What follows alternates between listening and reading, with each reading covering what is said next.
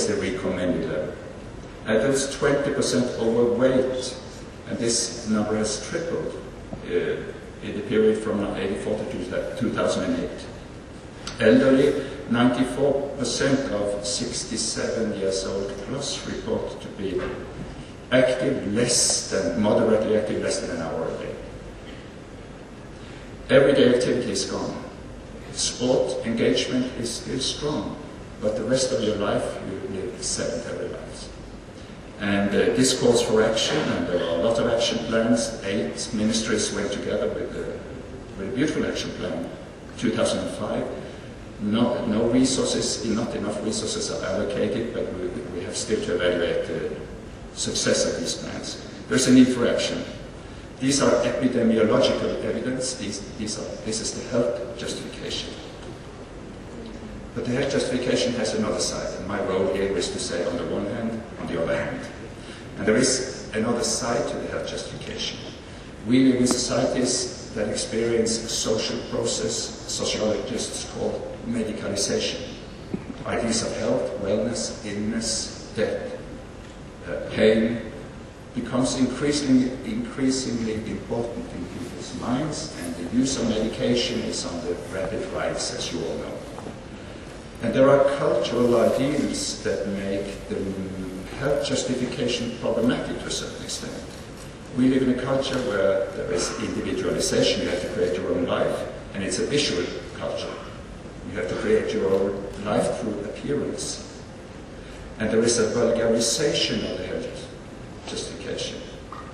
Science, health science, knowledge about physical activity and health is exposed in a vulgar and commercial way that has a lot of problematic consequences. You can look at the magazine here. This is the culture of discontent. Enough is never enough. You're never lean enough. We have anorexia. You're never big enough. The bodybuilders, megarexia. 6, 7 out of 10 women in Western societies, survey shows, think about that they should lose weight every day. The body is a means. There are impressive body technologies at play here. And these are undesired but real consequences of a very strong emphasis on calorie counting and the health message. This should be handled with care, and this is also part of an uncritical instrumentalism. So we should handle this kind of justification with care. I turn to a third justification. Long traditions as well. In our part of the world, we call this the humanist tradition. Bildung, it's a German word, meaning the all-round education of the individual. We can go back to the ancient Singer, who wrote the book Homo Ludens, the plain human being. The cultural ideal here is an all-round education. Part of an all-round education is education of the physical, and it's an exploration of embodiment, of possibilities and limitations as human bodies, moving human bodies. This builds not on the idea of the human disposition for laziness, which is closely linked to the health argument, but it builds on the idea of the human disposition for play.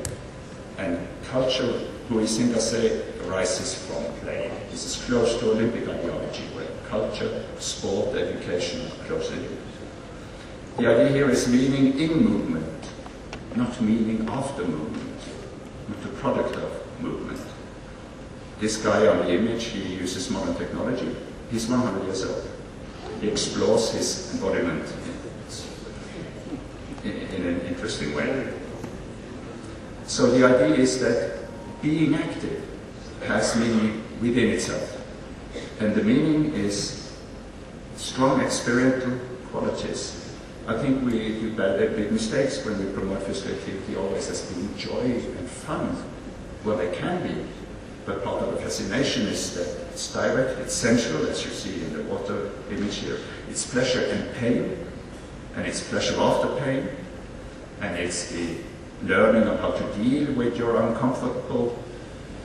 the uncomfortable sides of training. It's effort, it's relaxation, it's cooperation, it's conflict, it's tension between two teams, it's innovation, repeat, repeat, repeat.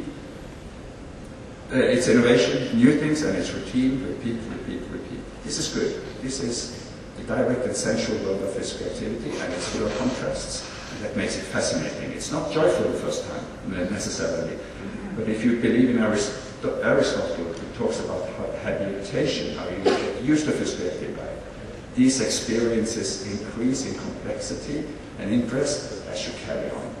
You have to be socialized into and educated to a physical life. Then you enjoy it. You've seen this image before today, I think. In a modern society, if you go to the politicians with a meaning argument, perhaps you won't get much money. If you go to them with epidemiological data, you get funded. So to a certain extent, there is an idealistic internalism in the meaning argument.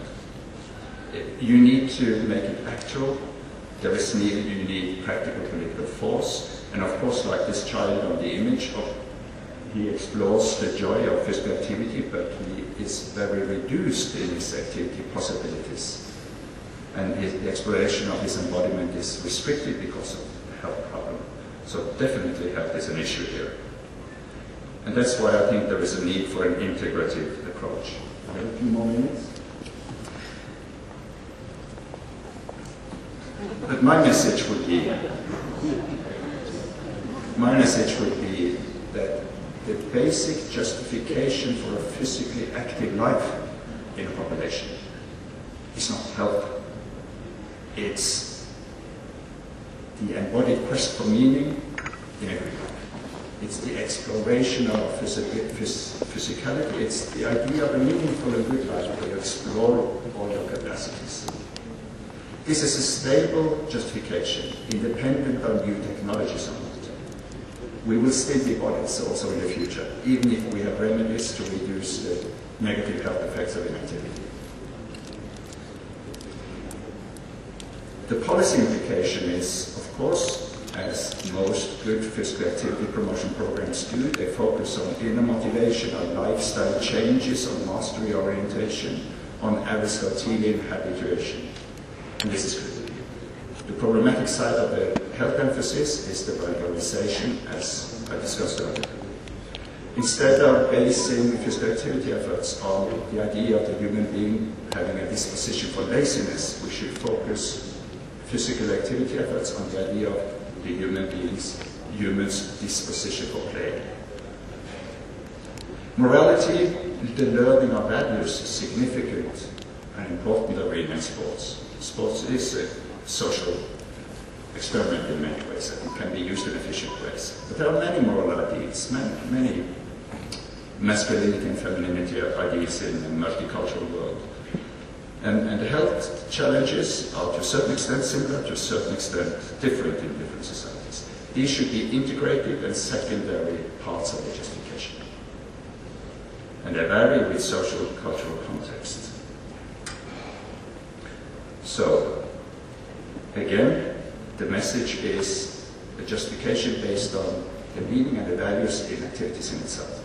That takes pedagogical competence and that takes activity competence. But of course, we need an emphasis on health.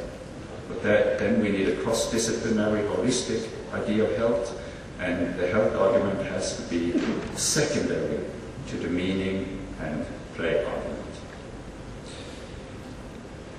The last commercial.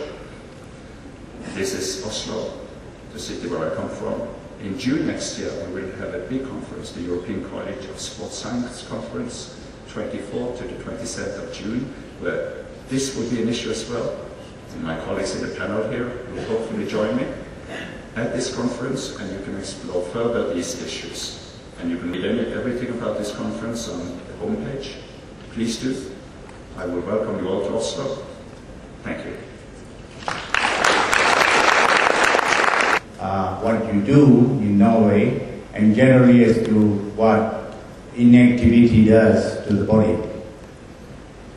I would like to pose a question and probably benefit not only my country, Malaysia, but also the other countries as well. Now, do you have legislation in place in Norway? Meaning, are there laws that make it compulsory in schools to have so many hours of physical education, sports to be involved, and things like that.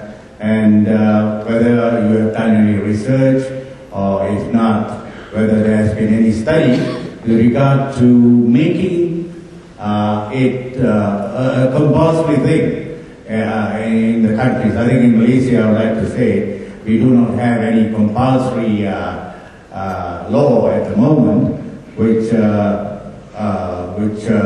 directs schools to do this or the other. There are, of course, practices or norms, or maybe directions from the Ministry of Education or the Health that leaves it to the schools, the option, from the health point of view, etc. So to summarize that, my basic question is, how far have laws been legislated in your country and anywhere else? Thank you. Thank you for a question. We have legislation on the school curriculum, including physical education, and a certain number of lectures every week in physical education. Most of us think that there are too few.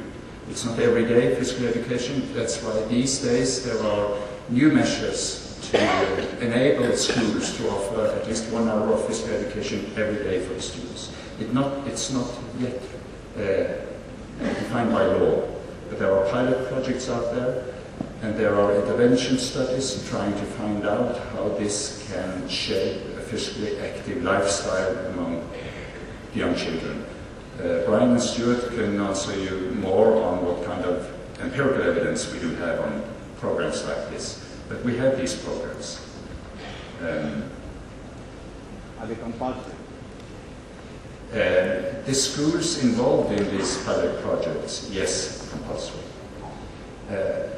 And we have to distinguish between physical education, which is an education that takes pedagogical competence and includes learning, and more open physical activity programs. And some of us are really concerned about the physical activity ID taking over the physical education ID.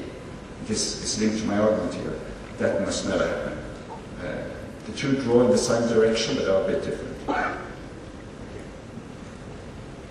Thank you. We would have time for to politicians when you ask more money for sports. Well, as I said, the best you can do is to have hard evidence and to show the socioeconomic advantages of programs. And here, today, I think it's right that the health argument strikes the hardest in political circle. But it may backfire, because if we solve some of these health problems, then what then? And if each individual has his own or her own physical therapist, then we don't need sports, do we? Sports has a value, a meaning in itself, within itself, and that's extremely important, I think, to hold on to as a basic justification for physical activity. Good. Thank you very much.